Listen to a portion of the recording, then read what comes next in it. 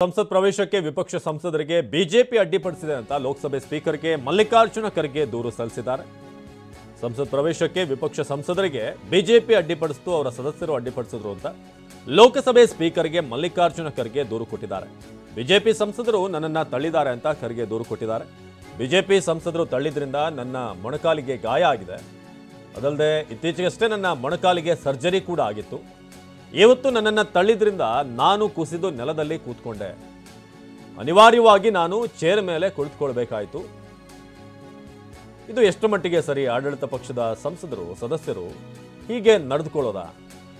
ಈ ಬಗ್ಗೆ ದಯವಿಟ್ಟು ಗಮನ ಹರಿಸಿ ಅಂತ ತನಿಖೆಗೆ ಆದೇಶ ನೀಡಿ ಅಂತ ದೂರು ಕೊಟ್ಟಿದ್ದಾರೆ.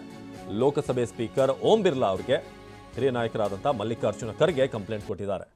ನನ್ನನ್ನು ತಳ್ಳಿದ್ರಿಂದ ನನ್ನ ಮೊಣಕಾಲಿಗೆ ಏಟಾಗಿದೆ. ಇತ್ತೀಚೆಗಷ್ಟೇ ನನ್ನ ಮೊಣಕಾಲಿನ ಸರ್ಜರಿ ಕೂಡ ಆಗಿತ್ತು. ಸೊ ಈ ರೀತಿ ನಮ್ಮ ಮೇಲೆ ಗುಂಡಾಗಿರಿ ನಡೀತಾ ಇದೆ, ದಬ್ಬಾಳಿಕೆ ನಡೀತಾ ಇದೆ ಅಂತ ಈಗ ಕಾಂಗ್ರೆಸ್ ಇವತ್ತೇನು ಪ್ರತಿಭಟನೆ ಮಾಡಿದ್ರು ಅದರ ಬಗ್ಗೆ ಈಗ ಒಂದು ದೂರನ್ನು ಕೊಟ್ಟಿದ್ದಾರೆ. ಹೇಗೆ ಬಿಜೆಪಿಯ ಸಂಸದರು ನಮ್ಮನ್ನು ಸಂಸತ್ ಪ್ರವೇಶ ಮಾಡದಂತೆ ತಳ್ಳಿದ್ರು ಅಂತ, ಹಾಗಾಗಿ ಅನಿವಾರ್ಯವಾಗಿ ನಾನು ಚೇರ್ ಮೇಲೆ ಕೂರಬೇಕಾಯಿತು ಅಂತ. ಒಂದು ಕಡೆ ಕಾಂಗ್ರೆಸ್ ಬಿಜೆಪಿ ನಾಯಕರ ಜಟಾಪಟಿ, ಖರ್ಗೆ ಅವರಲ್ಲಿ ಕೂತಂಥ ಸಂದರ್ಭ. ಇನ್ನೊಂದು ಕಡೆ ಸ್ಪೀಕರ್ಗೆ ಖರ್ಗೆ ಕೊಟ್ಟಂಥ ಕಂಪ್ಲೇಂಟ್, ಅದರ ಕಾಪಿಯನ್ನು ಕೂಡ ನಾವು ನೋಡ್ತಾ ಇದ್ದೀವಿ. ಇತ್ತೀಚೆಗಷ್ಟೇ ನನಗೆ ಸರ್ಜರಿ ಆಗಿತ್ತು, ಜೊತೆಗೆ ಪರ್ಸ್ನಲಿ ಟಾರ್ಗೆಟ್ ಮಾಡಿದ್ದಾರೆ. ನಮ್ಮ opposition party leader Rahul Gandhi ಅವ್ರನ್ನ ತಳ್ಳಿದ್ದಾರೆ.